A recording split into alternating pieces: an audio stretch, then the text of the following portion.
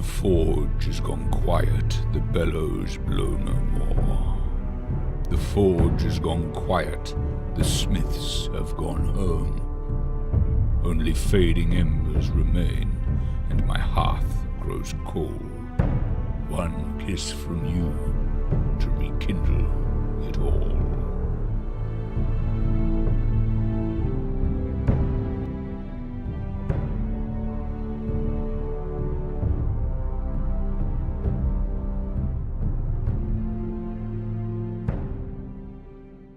So, welcome back to Queen of Embers, episode 3.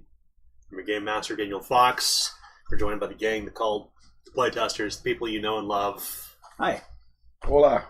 And we're back! So, those of you who are tuning in new, or fresh to the game, you'll know that Queen of Embers is essentially a new campaign that we're planning to release for publishing latter part of 2019, early part of 2020. Just depends on when we finish the entire campaign. We're going to be play testing it live, and the decisions that the players make will help kind of shape the story within the adventure. And we're hoping that you enjoy what you're listening to and whatnot. So, because we have a full crew tonight, Nick is back, which is great. We got everybody's back to play. Let's go ahead and go around the table and let's do our character names and our profession. So we'll start first with Adam. Character name is Terwin Forrester, and my profession is Man-at-Arms. Cool. Tim? Banneker Steeples II. I am a highwayman. Mm-hmm. Walter?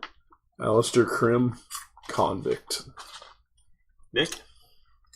Warren Rhodes, the camp follower. Yeah. Harper Claviger, and I am a dragoon. So, actually, every character around the table, save for Nick's, to some degree, is a legacy character. Right. Mm-hmm. They're a legacy character. Kind of. Yeah, kind of, yeah.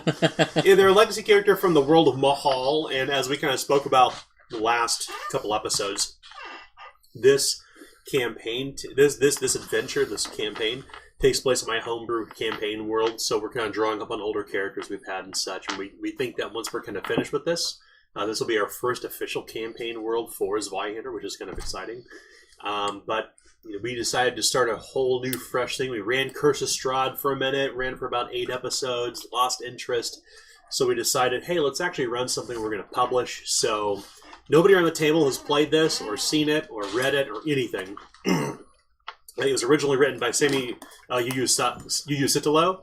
I think I'm pronouncing that correctly this time. I actually asked him, like, send me a phonetic pronunciation of your last name. But no, he originally wrote it, and I'm going through the process to redesign it, fill in some spaces where it needed more color and flash, and then back it into my campaign world. So, nonetheless, I hope you guys enjoy it. We're on episode 3, and last we left off was, let's talk about what happened at the very beginning. Maybe let's do it from Mike's perspective. All right. So basically, we got a letter mission from our master to go to the city of Durindal to meet a man there and to offer them our assistance. That's right. And you're with so your master. Who is that?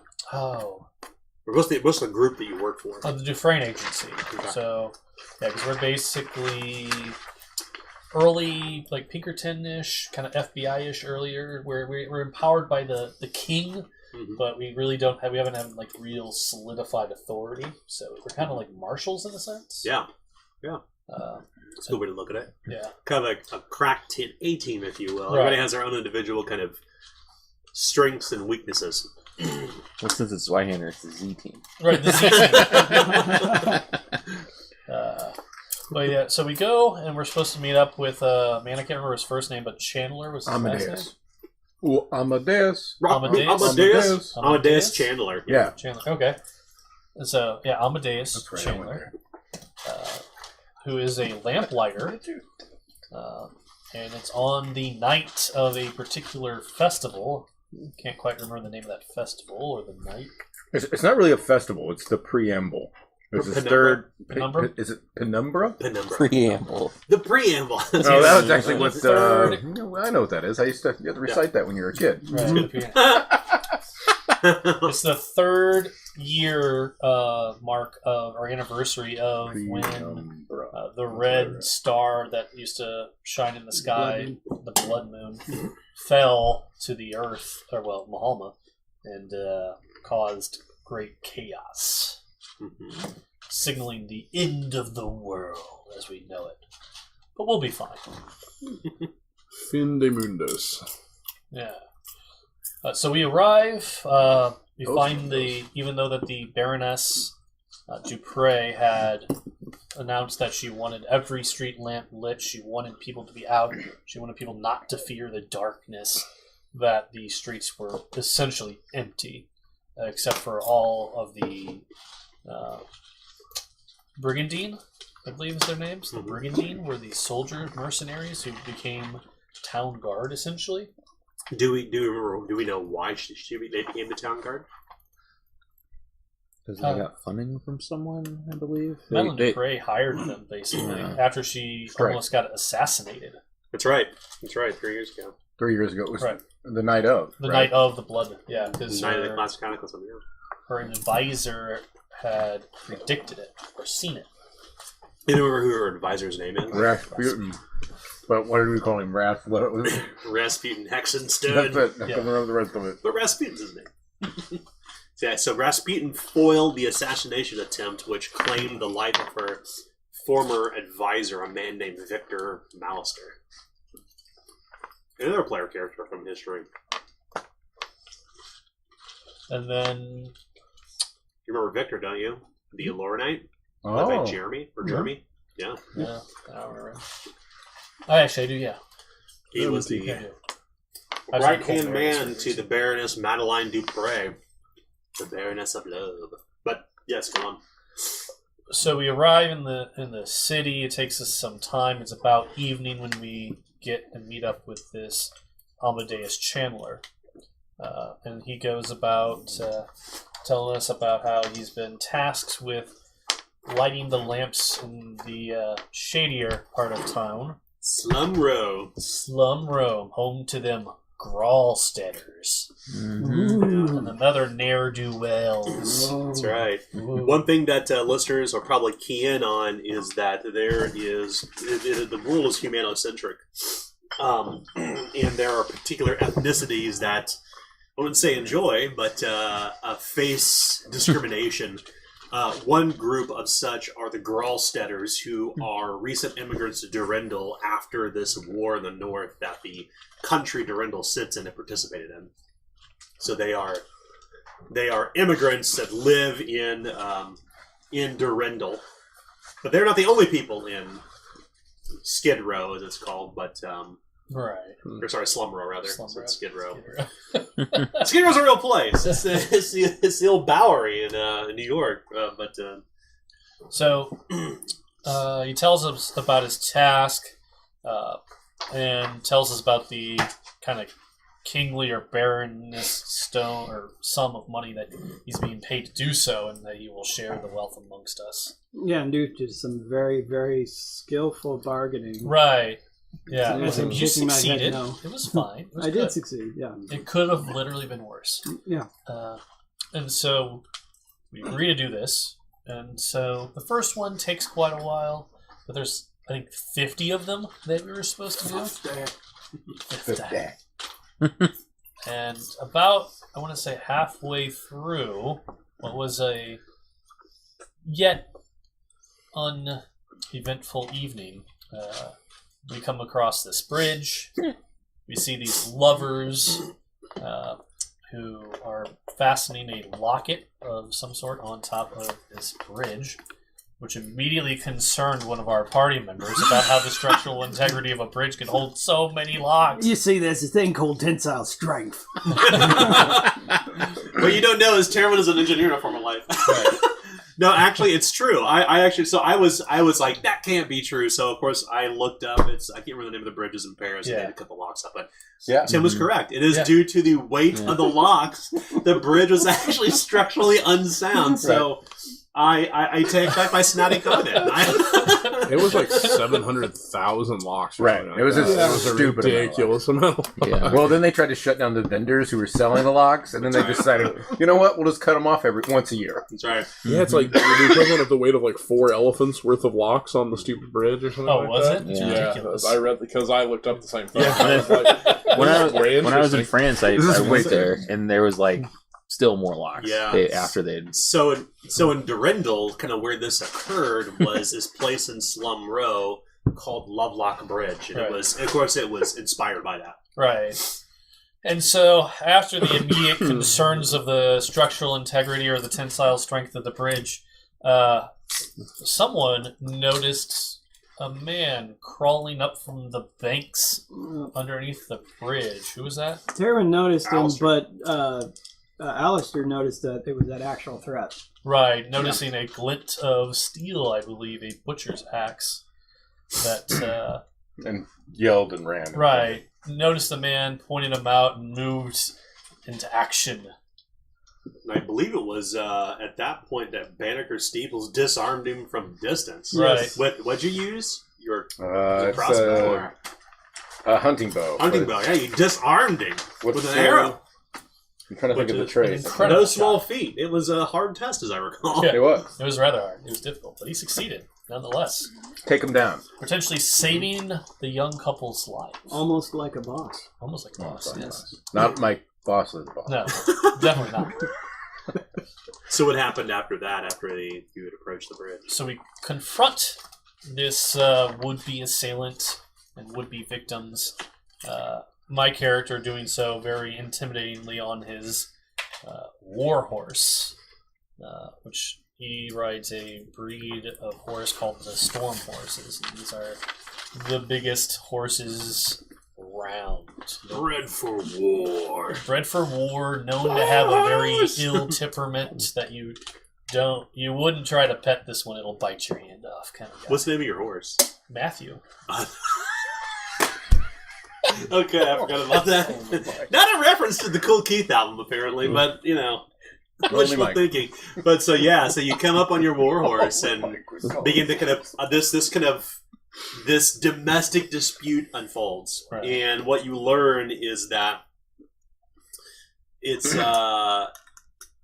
Claire Montague and Leo Capulet Mm-hmm. are making a promise to the Leviathans I remember. So on Penumbra, there is a constellation that's out there now called the Lyre. Basically, the remnants of the Blood Moon have formed a near constellation. And during this time, there's a particular star within it, a piece of the Blood Moon they call the Leviathan's Eye, that if you do, once it burns bright in the autumn, it burns blue, and when you make a promise upon it, they said that it is to come true. And usually it's seen as like favorable to lovers and those who are unrequited love, and you will. As a matter of fact, I think some of you, in fact, wished upon the Leviathan's Eye. Yeah. And suffered corruption. Yes. Yes. We all did. And most Remember, of us did. its study is banned That's by right. the Church of Covenant Mhm. because it is believed it is because of mankind's folly that the moon had fallen from the sky, and that it's still, once again, the blood moon, its remnants, because this would normally be a new moon for the blood moon, but because it's no longer there, it's in remnants, like almost in a half arc, kind of out above in the atmosphere, in the firmament. Close enough still to twinkle, not to see anything upon them. It still look like distant stars, but the one that's most prominent is actually at the top of the G string on the lyre, and it's called the Leviathan's Eye, and lovers make a wish upon it to have their way with one another. So, of course, what ensues is a domestic dispute. You learn that Claire's brother, John, who's clearly, you thought at first, perhaps a bit slow, but in fact appears to be horribly disfigured. Like, imagine the Elephant Man. Like, John was that guy's name. John, his actual real name. The guy who John Hurt, isn't it? John Hurt, yeah. He was disfigured, and that she had mentioned like that the moon had driven him mad, and he's trying to kill Leo, and this is strange, and et cetera, et cetera. And eventually, you managed to settle all this up with terse words, and the creature, as Leo called it. That's right, and of course, Banneker Steeples. Yeah, you called it a mutant.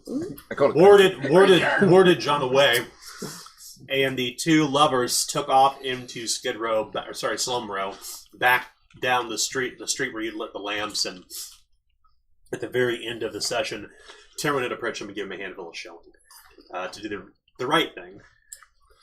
Even though he was cussing the whole time he was doing This it. is a John Singleton movie. Somebody's dad's gonna get killed. It's gonna be weird.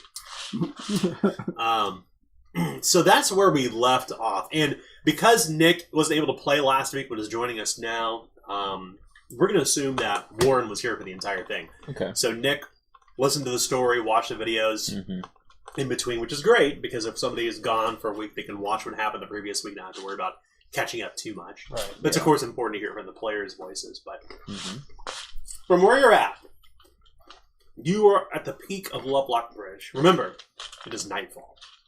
It is a moonless night. The sounds of the city, there are none to be heard. It's almost dead silent out here, save for the Bastards River that runs below this footbridge, rollicking along the stones.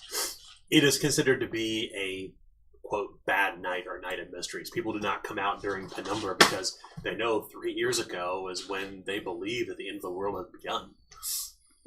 The people are incredibly superstitious, and likely all of you are too, to some degree too.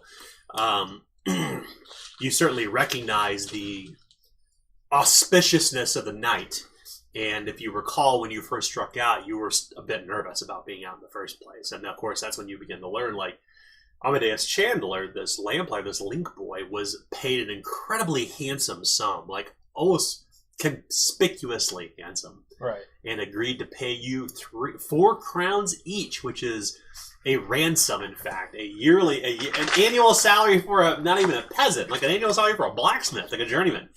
Paid a year's salary to escort him this evening to light these lamps. This must be important, certainly. It almost seems absurd.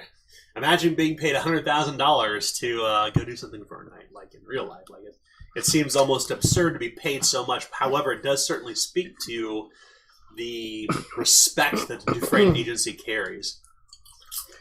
Sorry. Terran takes stock. He looks around and he tries to gauge where everyone is in relation to himself. He's standing on the center of the bridge. I'm there too, with Matthew. Me too. Well, I'm having a brain fart. Harper? Harper, would you be so kind as to scout ahead? Sure. All right, I can do that.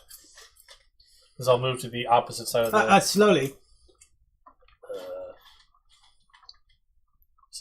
Slowly.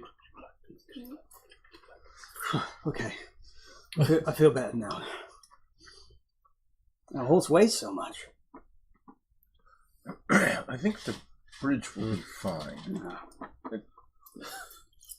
Well, let's get that lamp lit, right?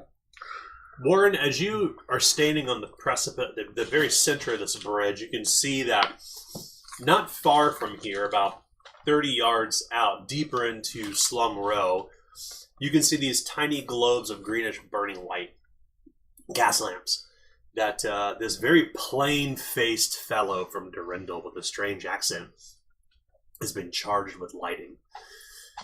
Why would they light such a street and such a place of destitution and just a place where the miscreants and forgotten ne'er-do-wells and other forgotten folk, untouchables, will be left? You were home.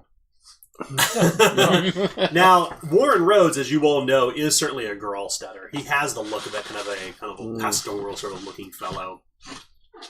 But like all Gralstetters, he has that kind of hard, gravelly kind of accent. And you know, not far from here in Slum Row is a small migrant community of your people called New Gralstead. It's within this district somewhere, not far from here. But even the Gralsteaders pay a healthy wariness to this evening, for the last cataclysm didn't just impact those in the west, but strange going-ons happened also in the east and the north as well. In fact, it is said that in the north, among the twin kingdoms or queendoms of the Dalriata and Hivernia, that when the last cataclysm had happened, it was the herald of the White Wolf and the Marcher Lords, and that they followed the stars to the very edges of Aglador, and that's when the invasion began. So do the Gralsteaders still pay homage to the Poison Cradle, or do they follow? They have turned away from their false gods. Mm-hmm. False god, I should say. Or they probably certainly have a certain reverence for it nonetheless, and the Leviathan's eye would be representative of that. In fact, it's almost as if like the Poison Cradle has turned her evil eye upon you. Mm. What god you worship is up to you, obviously. But we can address some of that in game. Okay. So no less, you were all up on Lovelock Bridge. Your duty is not finished. The bell towers throughout the city, strike at the witching hour, and only at the witching hour, every night upon the Baroness's decree. They have not yet struck, so you'd imagine it's growing close, and your road is still so long. Still so much work to do. Well, by my accounts, Amadeus says as he unfolds this kind of piece of paper from his pocket, we've knocked out almost half of them all here in Slum Row. We continue on down this way, we'll be near the waterfront. I say we're halfway down. That's good to hear. That sounds Let's fantastic. keep at it. So, who all is helping him with his work? Because I know someone had to carry. Well, I had the lantern. Yeah, you had the lantern. I've been hauling the cart and then helping out. Yeah, and I've been staying as far away as I possibly can. I would be helping in some regard too. Okay. Whatever. You want to keep an eye on our rear? No, keep an eye on the front now that we're off the bridge. Yeah. Boss, I can do that. Further away from that blowing up as I can get, sure. All right. Well, I'll go ahead and take the front if you want to make sure that they can see. All right. Sir. Maintaining a healthy distance, as Banneker does, knowing that as Amadeus had explained, the dangers of the gas lamps that run beneath the city streets, you strike out. Of course, I'll go to the rear. That's where the light is. That's right. That's right.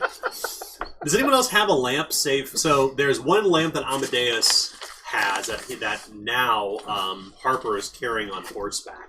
Does anyone else have any sort of light source? I have some torches.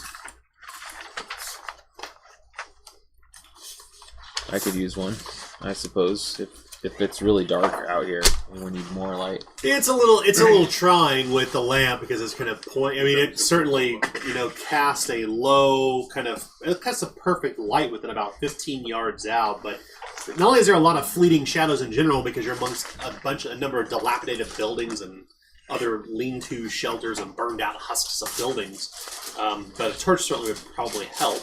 Okay. It cracks and sparkles and brings you some warmth. You're kind of in those between months where autumn is slowly turning toward winter, so an autumn day may be warm, but an autumn night may be bone cold. Fortunately, this is one of those nights where it's not bone chilly, it's about maybe 55 degrees or so.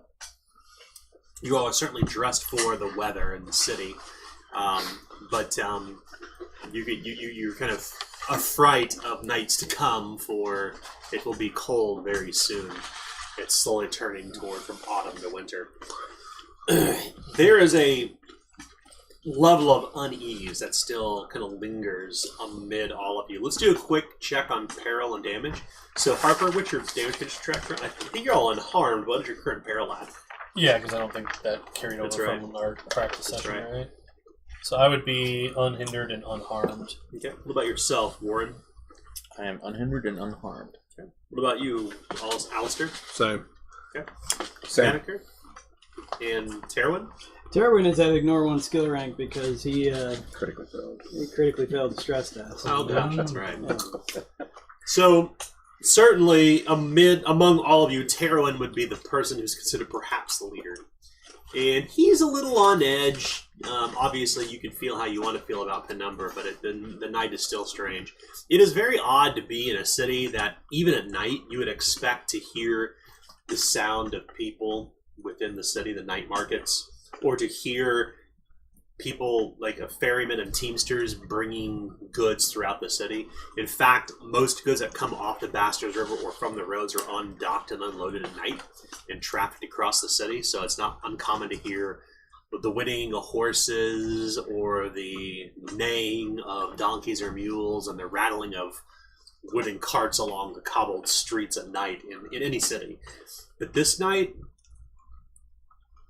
it's nothing. Except for Agnes. That's right. Silent as a crypt, save for this stubborn old goat that's following behind Warren Rhodes and the wickering of your storm horse Matthew.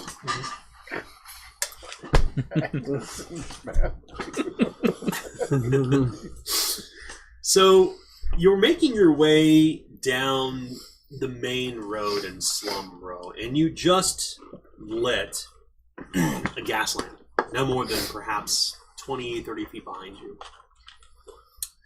And then Amadeus kind of looks confused, pausing in the middle of the road. And he opens up a piece of paper, unfolds it, and he compares it to the street and goes back and starts kind of making hatch marks with a black piece of charcoal. Huh. Of course, this main road throughout Slum Row is fairly narrow, meaning it's wide enough to walk about 3 abreast, and if a cart was to come, if a carriage was to come through here, people would have to be pressed up against the walls of buildings not to get ran over by horses or wheels. There's no sidewalk, so to speak. It's just a broken cobble everywhere. But all these kind of adjoining alleyways kind of meet almost like a main artery through Slum Row. Like kind of smaller alleyways kind of wind their way this way and that's not like a perfectly straight road. But he stops and he looks down this very narrow alley and he looks confused as he's looking toward the map. And you can see down that alley there's a gas lamp. Well, this isn't on the map. Well, do we light it then? Well, I don't know. Let's take a look. So he lays out this. He comes to the cart as Alistair puts it down. He's a little hand cart, and he kind of moves a few things aside. The kind of panes of glass that he's used to repair some of these gas lamps, moving some of the kindling and other things that would be used. Remember, he has that skate key that he uses to turn the fuel on and off. He lays down this massive broadsheet of paper, and you can see what ostensibly looks like a not a 2-scale, but a drawing of sort, a technical drawing of Slum Row, and it only depicts Slum Row. And it seems to be very accurate with the streets that are depicted upon it, meaning you can see where Lovelock Bridge was, you can see Besiah Square where you had started. He's marked along the way, the gas lamps are actually indicated on the road. I mean, it's a very well-made map. Now, the buildings aren't necessarily to scale, and the correct number of buildings aren't necessarily there either, but the streets appear to be correct and true, save for this one. I don't even see the alley on the road. Well, what difference does it make? You just light the thing and keep moving on. Let's just get this done. I reckon one of them things ain't just going to pop up by themselves. Well, we do the job, we get paid, we're done. Whoa. No offense to you, but this is where, the old type live, and they could have just stole it from down the way and put it next to their house. I mean, it looks like a fancy ornament to you guys, I bet. Well, Maybe they cracks a smile. Maybe they just needed some light. There's a lot of this city, as you can see, that there isn't anyone living in, and why light a lamp where no one's getting any use of it? Wait, does it work that way though? No, there's pipes. Can you just pick it up and move it? Wouldn't there be pipes? Is that You how? said there was pipes. Is that how it works? Running just like water comes through a pipe in an aristocrat's home through a series of gaskets and elbows and whatnot and turn-ons and turn-offs. It's the same for the gas lamps. They have a well inside their house. No. Well, I reckon if you go over to it and turn it, and it comes on with some gas out of there, you smell it, right? Well, certainly, I don't disagree. It's not even on the damn map. Well, if it's not on the map, then we're not supposed to do it. Nah. Boss, you make the decision. This is your crew. Well, You you say these. I mean, they got pipes in them, right? They go under the ground, and when certainly, all the gas lamps throughout the city got a wellspring they run from, but this one just isn't even on the map. Well, why don't you When see you- if it lights, and if it doesn't, then it doesn't. Yeah, I mean, you turn that key. Does it make a sound? Hiss. Does it make a Should we hissing go down there and noise? check it out? I reckon we should. Mm-hmm. Or should we just leave it? We don't know if we're going to run out of material anyway, right? Isn't we supposed to light them all? Well, hold on. Let me count. Well, what's the... He starts counting as you all are talking. No. He's going back through his map. The job is to light them all, isn't it? That's what I said. We do them all. We get the job done, and we go home. I don't know about that, but... I don't give a flip at this point, boss. Just make a decision. Okay, I count 50 lamps on this here map. Now that will be 51, and I know there's not 51 lamps in Slum Row. Well, have we lit them all? We've lit 24 of them. Well, maybe another one got moved, or something happened, or Yeah, there wasn't one that was. maybe one got cut down, and it's still 50. I say we go take a look at it right quick, and Yeah. I mean, the least we could do is go and take a look see, Mm-hmm. because he's as good as figuring out if it'll work or not, right? Well, didn't they say the reason we was lighting them because make sure it's safe on the street, right? it's because the Baroness wanted it to. All right, let's go. Let's do this. All right. We said we'd light them all. We was going to light them all. It wasn't for 50, right? It was all. I mean, it's not like they said it had to be just 50, right? Well, I know there's 50 lamps in Slum Row, and this marks 51. Okay, so how many? What'd they say? All of 50. The Baroness, she said all, right? All the lamps would be lit? All the lamps on Slum Row to be lit. And this one's on Slum Row, isn't it? But there's only 50 lamps. This is 51. Okay. This doesn't make any sense. So, thing is, I like doing the contract as a stakes. So if it says all, we's doing them all. If it says 50, we's doing 50. Sounds about right to me. You mind grabbing that hand cod over there? We gonna do this? Already got it. I mean, be careful.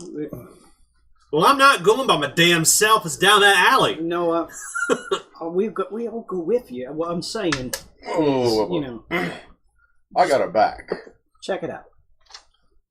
You got a case of the heebie-jeebies? You got a case of the heebie-jeebies, Banneker? Are you afraid of some alleyway? Hey, No, I'm afraid of ghosts that is like this one. which Step into our there country. won't be any trouble from any of my folk. I'll let them know. They That's know why we me. keep you They around. know me. They know me. All right, All right. so they knows you. Which of yous twos wants to stay with him? No one needs to stay with me. I'm in the light. Well, I got the cart, so if you want the cart, maybe it shouldn't be me. You's gonna stay with him. Okay. You's gonna keep his center. I'm gonna keep the front. You got your eye. You got your crossbow. We'll do it like that. Whatever, boss.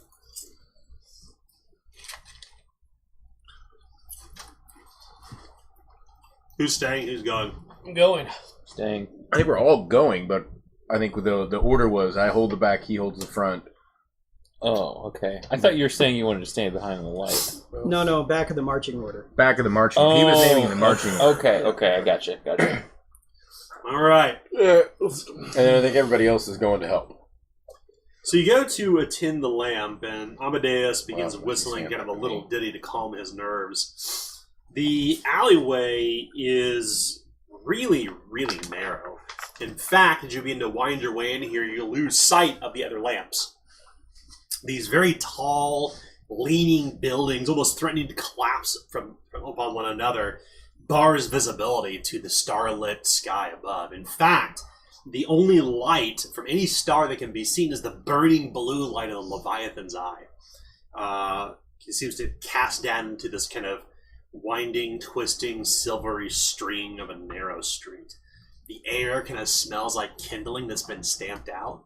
Like the smell of a campfire has been stamped out. And the taste of dry ash seems to almost linger everywhere. As you walk through this alleyway, it becomes more and more narrow, almost as narrow as this table, about 4 feet wide, and you could feel the wet, kind of the cold stone walls that are kind of with crumbling mortar, and you almost kind of threaten to burn yourself up with the torch because you're so close together at this point. But naturally, you must dismount at this point. There's no way you can ride your horse through here. Yep.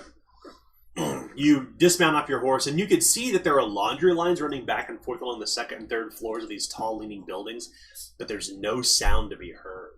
When you had passed through Skid Row earlier, you could see people behind peaked blinds or behind the windows with burning candles, staying inside to not Offend the gods. yeah. Right here, save for the torchlight in the lamp, is that burning blue star, the Leviathan's eye that seems to watch over you. Well, if vision becomes an issue for me to see the back, I'll strike a torch also. Okay. You light a torch. You proceed forward. Eventually, you come to where the lamp is situated. Very tall iron and brass apparatus that comes about 10, 12 feet in the air. Amadeus is still whistling to himself almost kind of nervously as he's kind of looking toward the buildings and the windows, and he leans his ladder up.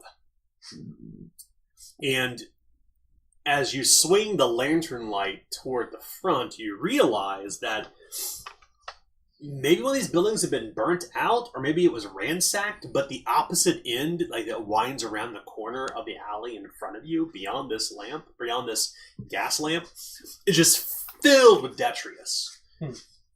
Discarded tables, broken chairs, broken armoires, a few chests turned over, essentially blocking the path forward. Now, along this alley, you passed by these kind of stunted alleyways that adjoin this as well. This whole place is almost like you imagine like the veins in the human. There's all these, the arteries of the veins kind of twist everywhere. Even the alleys have sub-alleys that come off of it. And you come to the lamp and you realize that the glasses of the panes are shattered all over the ground. Well, seems like this is one that they done taken advantage of. It's going to take longer to fix. We might have to post up here for a little bit, he says, nervously. We're going to fix the glass panes? You got to fix it right up, otherwise it won't light right. Well, we'll blow right out. The first gust of wind coming through. Well, Amadeus explained it earlier, if you remember, but there's got to be a certain amount of gas and a certain amount of thing, and then it lights or it blows up, one of the two, so you got to get it right. Some kind of contraption. He'll begin to set about the repairs of this gas lamp. Yeah.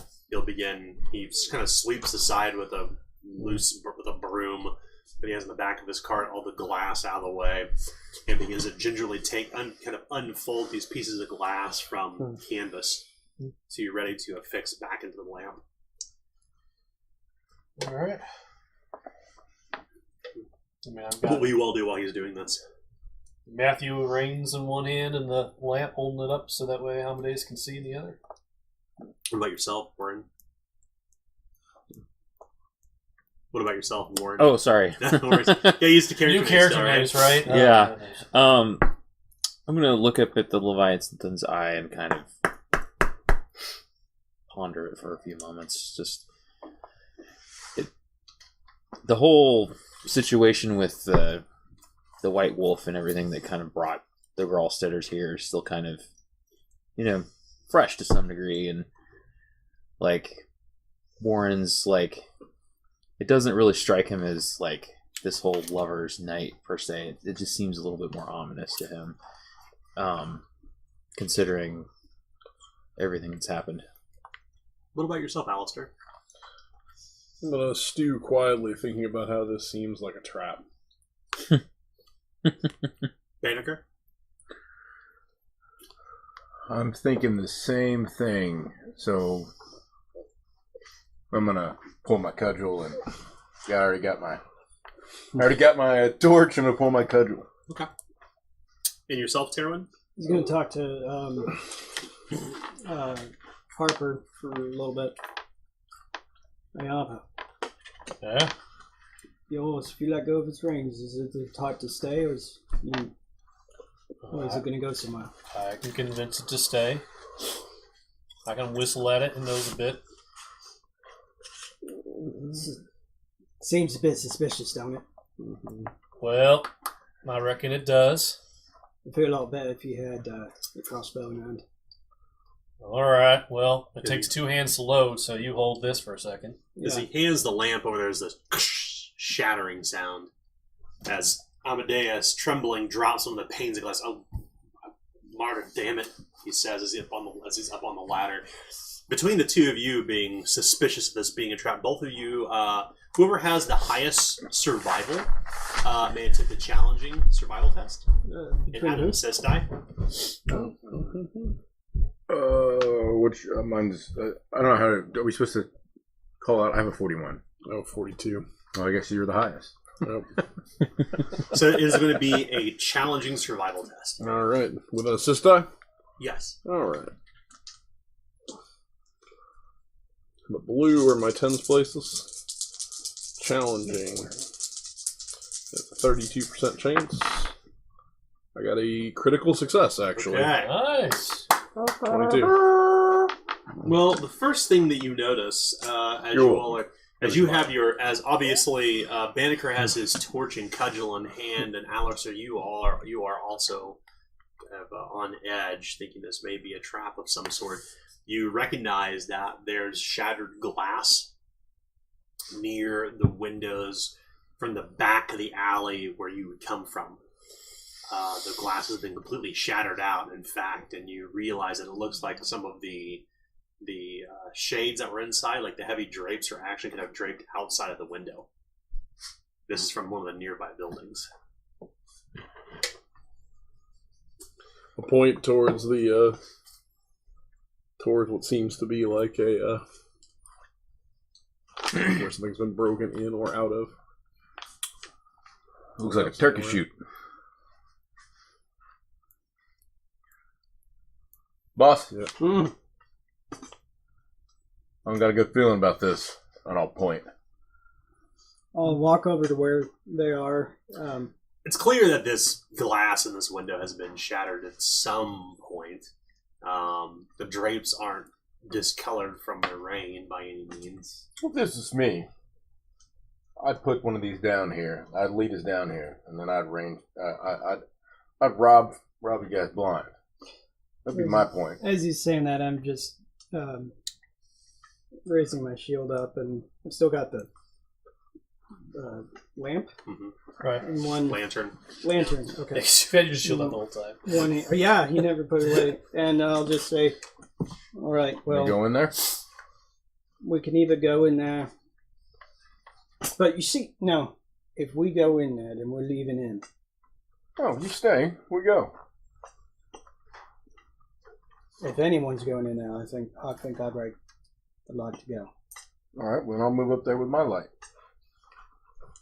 It only takes me You 2 gonna- AP you gonna to watch here, load, then? so. Yeah, whatever you tell me to do, boss. That's Right now, I'm just That's saying what it doesn't you take me that are. long, so it's boss. I'll load it, shoulder it, and grab the lamp. You and me, we going in there? Alistair will just nod. I reckon you might need that then. I'll rummage through my bag and pull out my own lantern and oil and fill it and light it. You want to carry this? You want me to? Cracks his knuckles.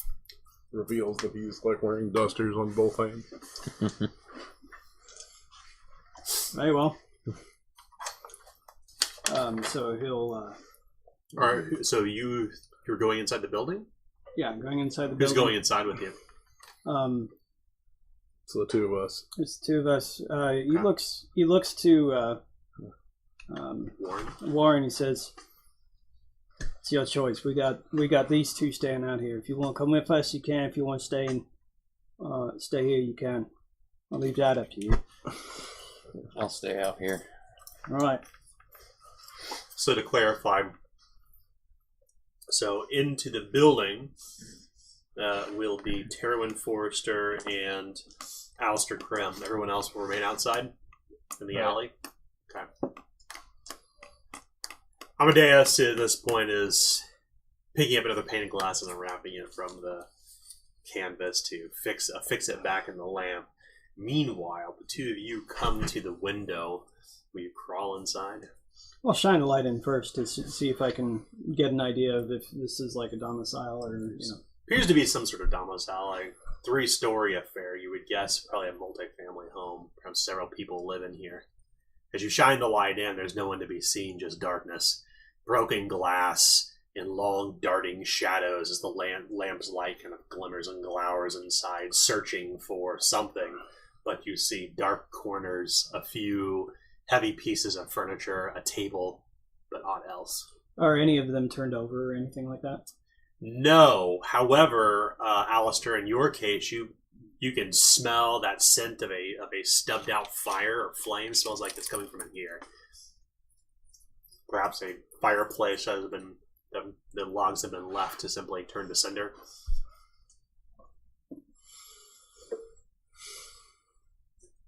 Somebody was here.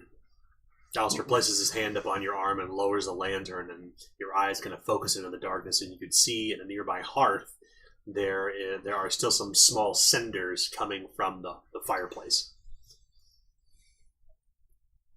Ash that's still kind of hot. Well, he was using that fireplace then. Anybody in here? You call out, but nobody answers. Well, I don't think anybody's that. Boss, it just might have been me. It might have been the Willies. It is, If I'll someone be was talking to Amadeus about the best place to get food to help calm his nerves. Give Because it a everyone was sweet. talking about where to get food, right? May not be True. anybody here now, but right. somebody certainly was. Well, yeah, we'll give it a quick looky, but I'm not wanting to spend too much time in here. So the two of you will go inside. Yeah, we'll kind of look around on the first story. Lieutenant, no dying. Remember, you're bind. Of course, I've got financial obligations that keep me from death. The two of them crawl All right, as their long as you way- understand. They crawl their way into the windowsill and disappear. Meanwhile, out here in the alleyway, you're talking to Amadeus, and he's saying, "Where are those good places around Versailles Square?" He says as his eyes keep turning back toward the star, and he begins putting the glass in and kind of affixing it with these small, delicate, kind of almost like clockmaker tools, like small, delicate like wrenches and screwdrivers and other types of tough tools for finesmiths, I guess you would say. Mm-hmm. all right. Well, I'm a bit particular to a nice eel pie. You know where I might find one of them? They're the best in the city. Vast rivers are full of eel and fish. I taste a bit dirty, it does. Hey, can you hand me that fuselage down there, boy? Alright. Warren, you reach down and hand up some tool that's the wrong one. He says, no, that one on the left, he says, kind of smiling. I don't know what that is either. Some kind of specialized tool. Alright, this one. That'll do it. So in your case, Is this when he's Banneker, about to start to light it? what are you going to do? I'm gonna step a few paces away. Once it gets ready to light, I'm going to just step 1 or 2 steps away. Not far. Just enough to, Be outside the blast radius. yeah, there we go. All right. No. So- I mean, seriously, just just because of what he told us in the beginning. Good Banneker's point. still got nerves. So you will begin to step down, kind of looking down the alley, looking for potential danger out here, and we will actually stop for a moment and return in just a few.